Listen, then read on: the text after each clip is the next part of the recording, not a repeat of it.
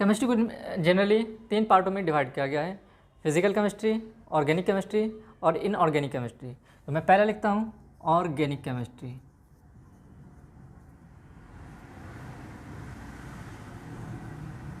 Organic chemistry में किसे कहूँगा?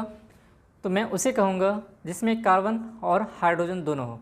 तो मैं कह सकता हूँ organic chemistry is that branch of chemistry in which we study about carbon and hydrogen compound is called organic chemistry, या ऑर्गेनिक केमिस्ट्री, या उसको मैं कहता हूँ कार्बनिक रसायन। उसे कहेंगे जिसमें हम कार्बन और हाइड्रोजन के पदार्थों के तत्वों यौगिकों के बारे में पढ़ेंगे, उसे हम क्या कहेंगे? Organic chemistry. तो सिंपल ऑर्गेनिक केमिस्ट्री को मैं डिफाइन कर सकता हूँ, मैंने कर दिया, जिसमें कार्बन और हाइड्रोजन दोनों हो वो क्या कहलाएगा? Organic chemistry. एग्जाम्पल के तौर पे हम कह सकते हैं जैसे H2HCl, इसमें क्या हाइड्रोजन और कार्बन है। तो आप ये ना देखें कि C है तो कार्बन होगा, बल्कि आपको पता होगा Cl है तो क्लोरीन है। तो ये हाइड्रोजन और क्लोरीन है, कार्बन और हाइड्रोजन नहीं है। हाइड्रोजन तो है बट कार्बन नहीं है, तो इसलिए ये नहीं होगा। वहीं आप देखेंगे CH4 में कार्बन भी है और हाइड्रोजन भी है, तो ये क्या होगा? ऑर्गेनिक होगा। वहीं आप देखेंगे C2H6, तो ये क्या होगा? ये क्या है? कार्बनिक है या ऑर्गेनिक है। वहीं आप देखेंगे CH3COOH, इसमें कार्बन और हाइड्रोजन है, तो कार्बन भी है और हाइड्रोजन भी है, तो ये क्या होगा? Organic chemistry. सिंपल। उसके बाद मैं आता हूँ दूसरे नंबर पे इनऑर्गेनिक केमिस्ट्री। इनऑर्गेनिक केमिस्ट्री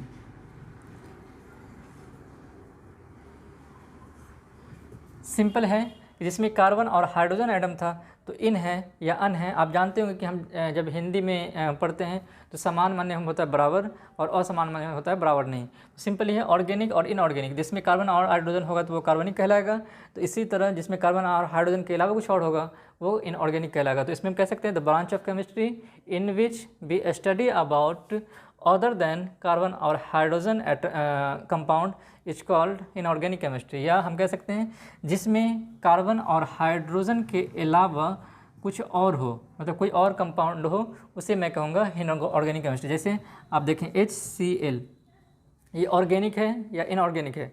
तो आप कह सकते हैं इसमें कार्बन और हाइड्रोजन दोनों नहीं है, तो ये क्या होगा? इनऑर्गेनिक होगा। दूसरा H2SO4 ऑर्गेनिक है या इनऑर्गेनिक है? इसमें कार्बन और हाइड्रोजन दोनों नहीं है, तो आप कह सकते हैं कि ये इनऑर्गेनिक है।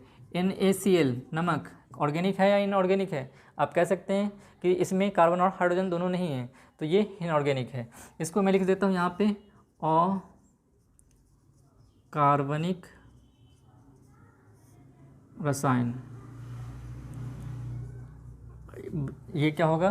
कार्बनिक रसायन, कार्बनिक रसायन, राइट।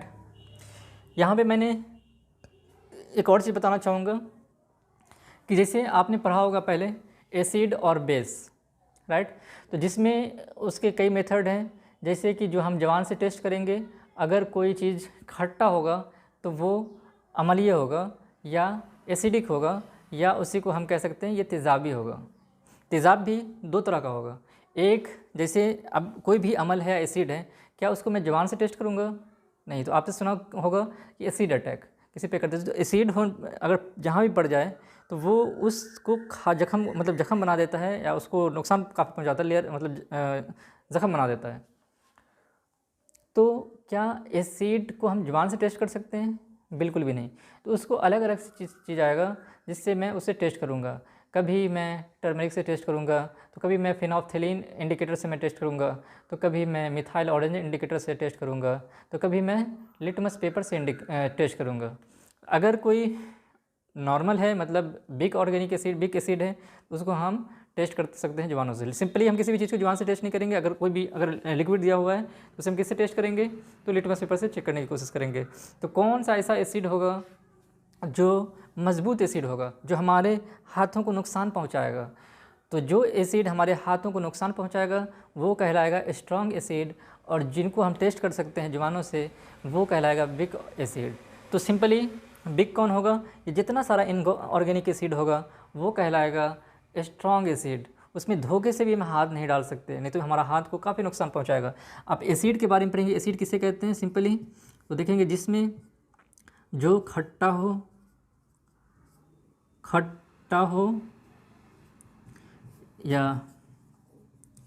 टेस्ट में, या जो दूसरा क्या है, जो ब्लू लिटमस पेपर को रेड कर दे अगर टेस्ट करेंगे तो, या तीसरा जिसमें H+ साइन हो, ये क्या कहलाएगा, एसिडिक कहलाएगा, राइट।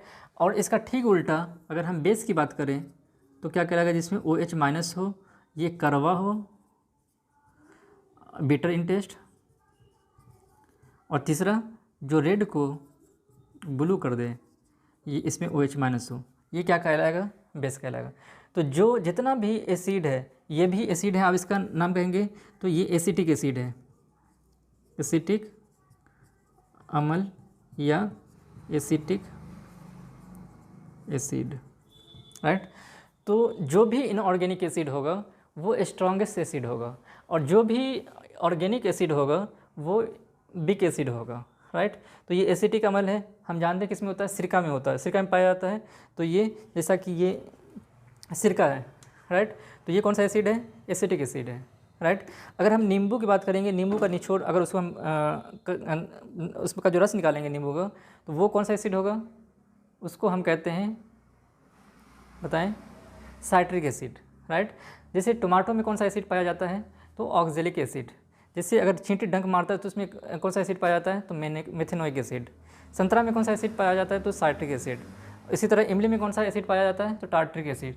ये सारी चीज़ खट्टी है, तो ये सब चीज़ में कौन सा एसिड होगा, ये सारी वीक ऑर्गेनिक एसिड है, और ये वीक एसिड कहलाएगा। लेकिन ये सारी जितने भी ऑर्गेनिक है, इनऑर्गेनिक है, जैसे H2SO4, HCl, HNO3, ये क्या होगा, स्ट्रॉन्गेस्ट एसिड होगा। तो इस तरह से क्वेश्चन कभी कभी पूछता है कि HCl है, NaCl है, और H2SO4 है, CH3COOH है, तो इसमें बताएं कि नंबर ऑफ स्ट्रॉन्गेस्ट एसिड कितना है। तो सिंपली जिसमें इनऑर्गेनिक है 1 2, बाकी ये इनऑर्गेनिक है, ये लवण या इसको नमक कहते हैं, साल्ट है। तो 2